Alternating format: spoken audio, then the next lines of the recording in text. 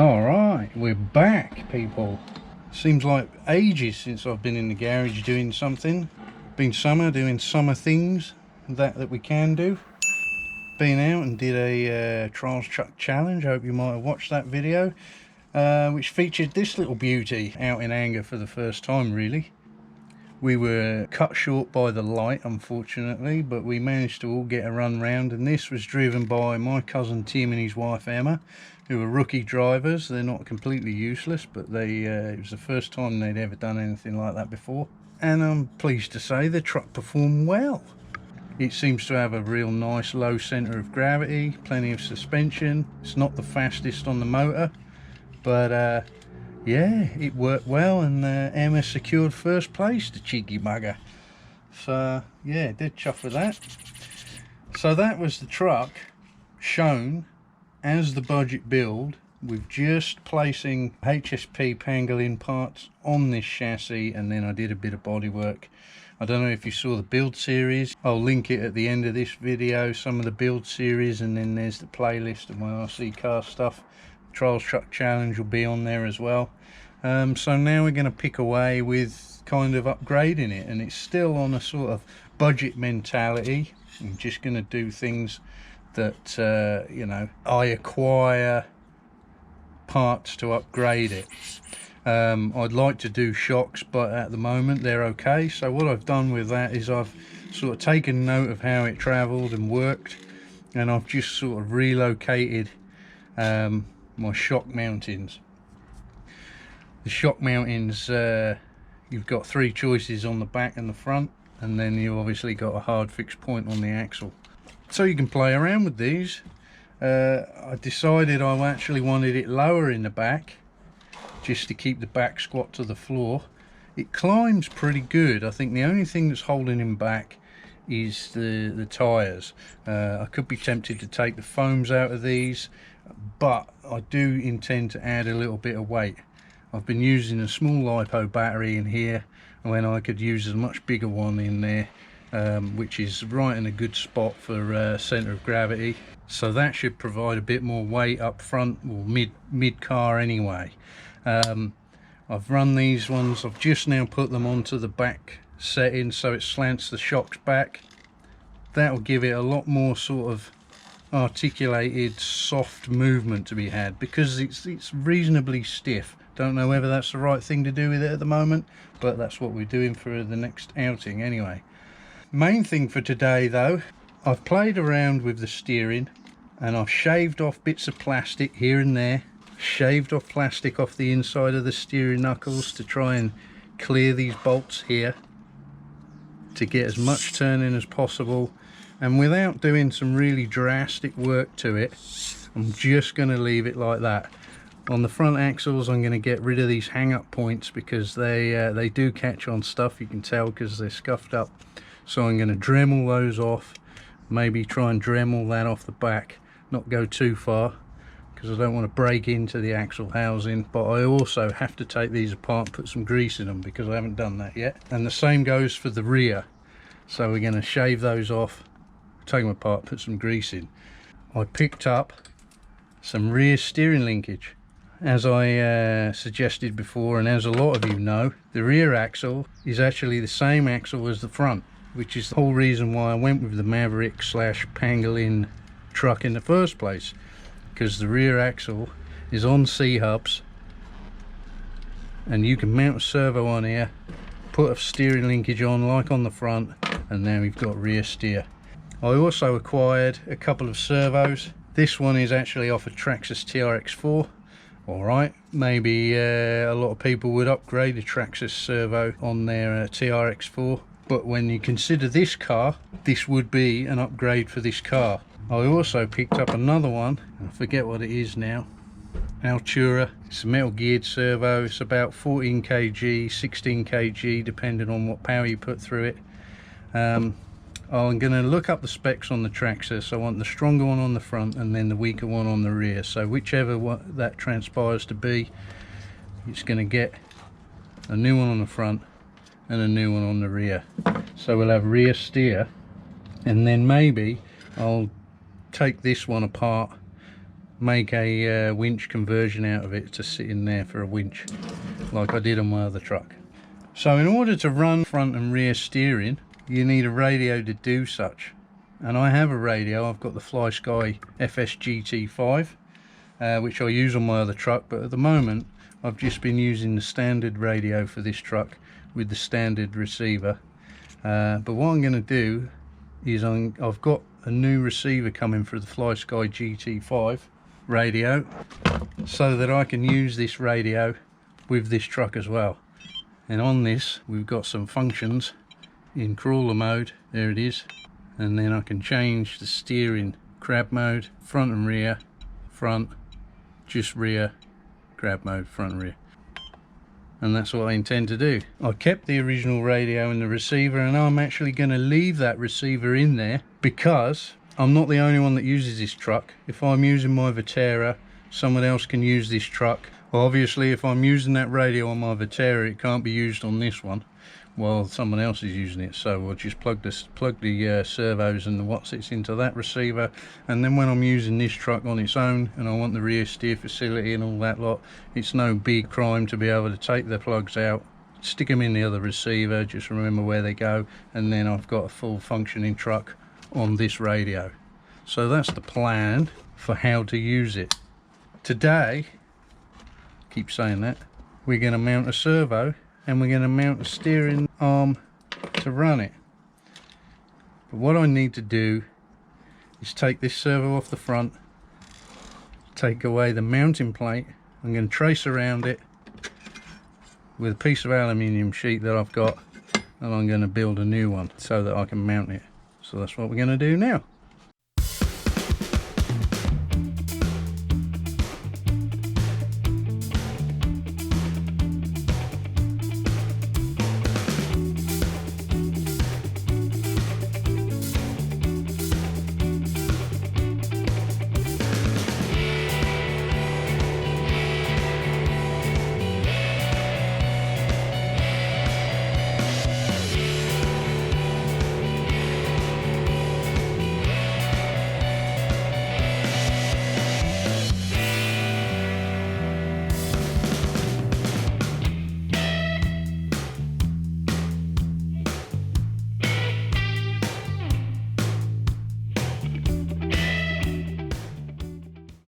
Alright, so we got the plate on unmounted now, and of course to mount a servo you've got these little plastic servo mounts, so that sits there like that.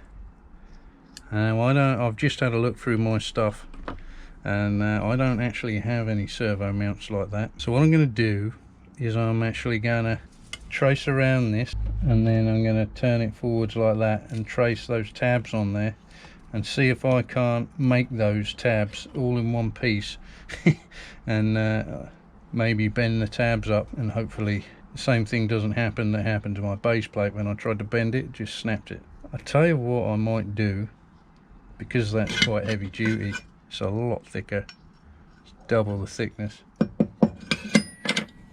got a piece of this checker plate here, which I did use for the base mount, which is pretty much the same size here already, so I think that's what I'm going to do. It's already bent. I'm going to use that, I reckon, seeing as though it's already halfway there.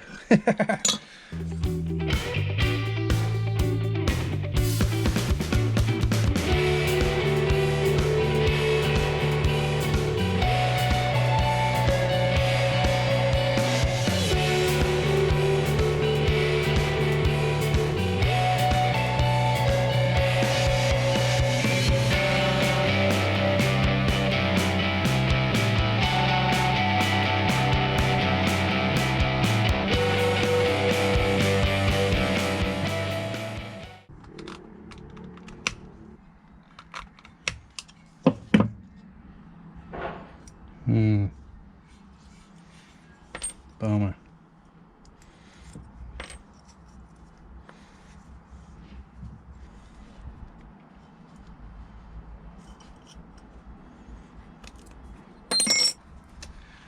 Let's have a rethink.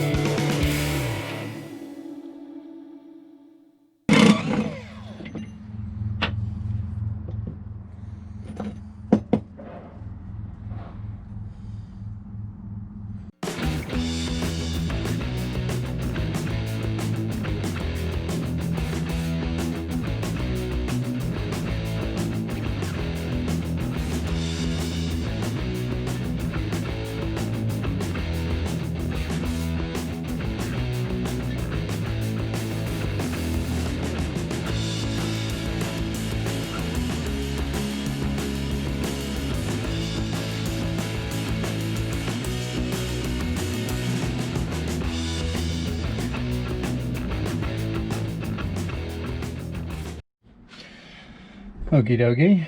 Things don't always go to plan. The old bend on that didn't work, so I found a piece of steel with a bend on it already, as you saw. Cut some like strips of it out, and then I've bolted it up to recreate this. Bust a couple of drill bits, as you do. It's always worth getting a bit of a stockpile of those drill bits, because you'll just break them every now and then. But it will hold a servo. I've only got 2 bolts, one in the top and the bottom, because the bottom one is going to foul through that metal to the nut. Okay, so that's the front end back together. I'll put the standard servo on there just for now, and then we'll sort that out later. Got the rear mount mounted, but I've run into a technical issue, which you'll probably notice. I didn't until now. Servo sits in there nice, but it hits my chassis because of a frame rail that comes around this bottom edge here.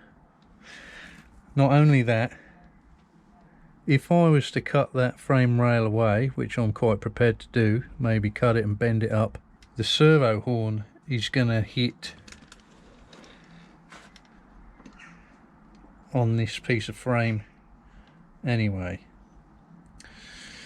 Now what I might do is I'll cut that lower frame rail off. Does mean that I'll lose that body panel, or perhaps I'll trim it out of the way.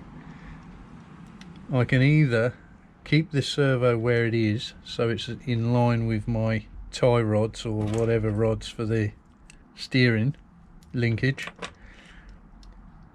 which means I'd have to bend this lower portion away so that the steering horn slides up inside, or I can mount the servo inside of my brackets like that, and that might pass up inside the frame, which is probably what I'll do first and see if it works.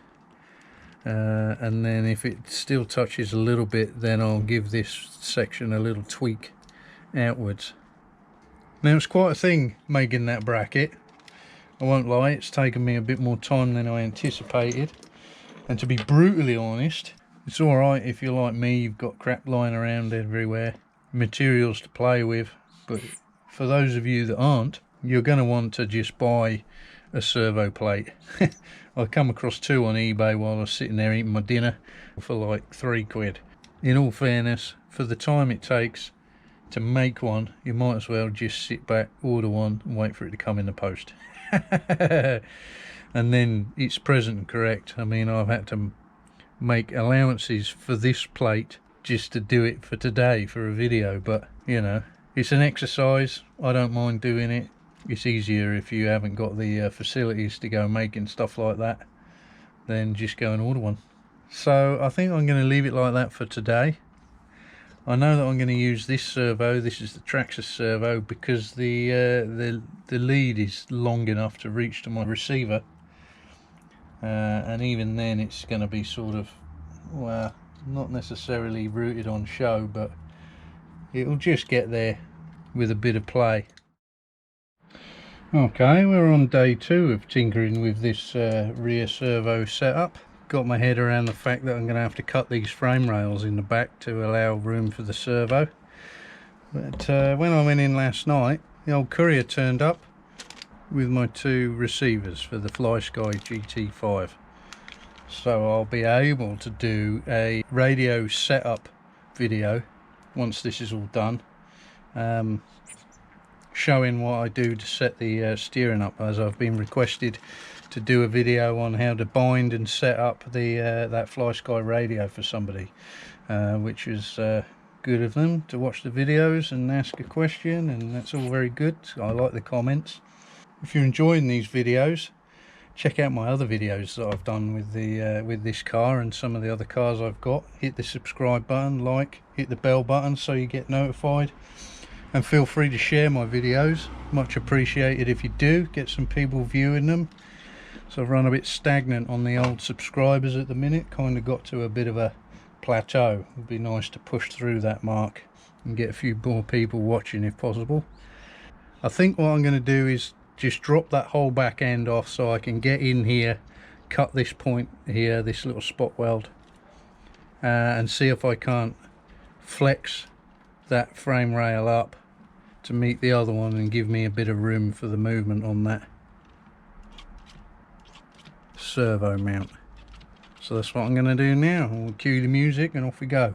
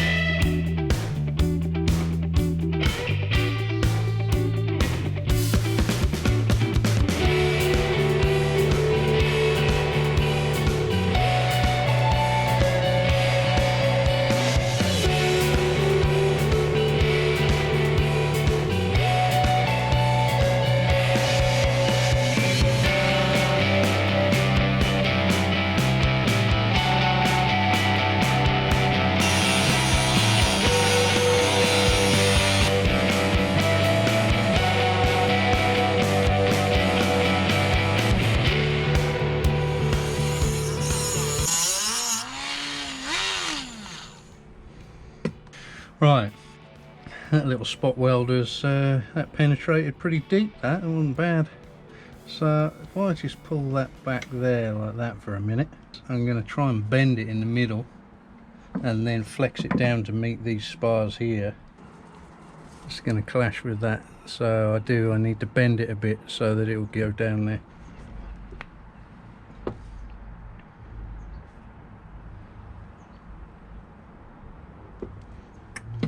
Just going to guesstimate it.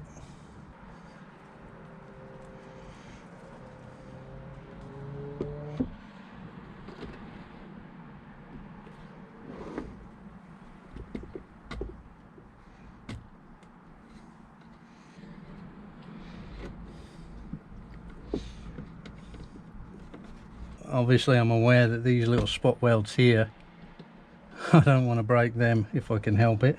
Flush with that face there, a bit further maybe. Oh, there we go, too much. Let's just remove it for now. I might come back to that. I'll get it fixed in there perhaps. Let's pop this axle back on.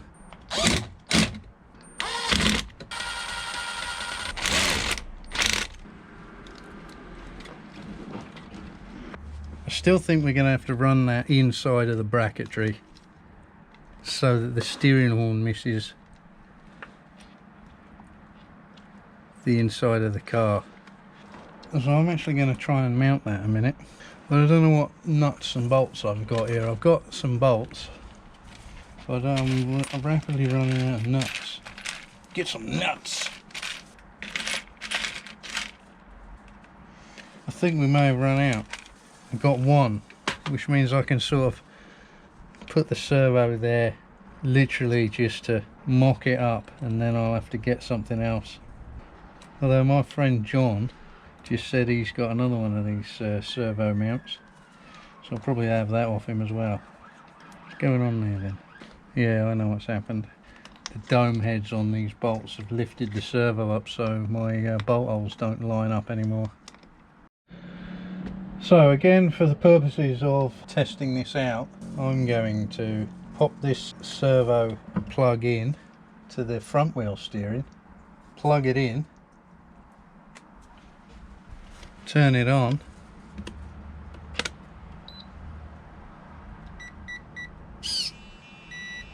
oh, let's take that one off, let that servo center itself a minute.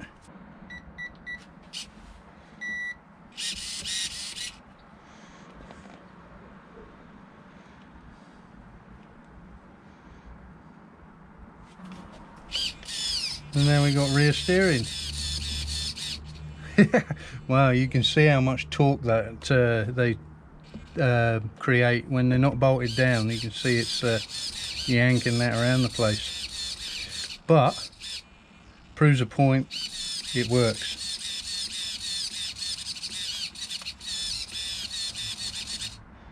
So that's all right, isn't it? Turn that off. So what I'm going to do is I'm going to leave this part of the video there.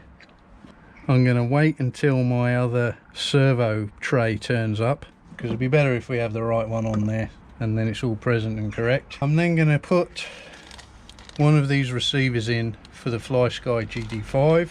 I'll get the proper servo mount for the back, so that's all present and correct. I'll get that plumbed in so it's all good, and then I'm going to do a little video showing it all working, but also as I set up the steering, and I'll go through the FlySky radio, this one, how to do all the settings and all that sort of stuff, binding to the receiver and all that jazz. So until the next time, thank you very much for watching. Hit the like, hit the subscribe, share it, do whatever you want, and I'll catch you on the next one. Cheers.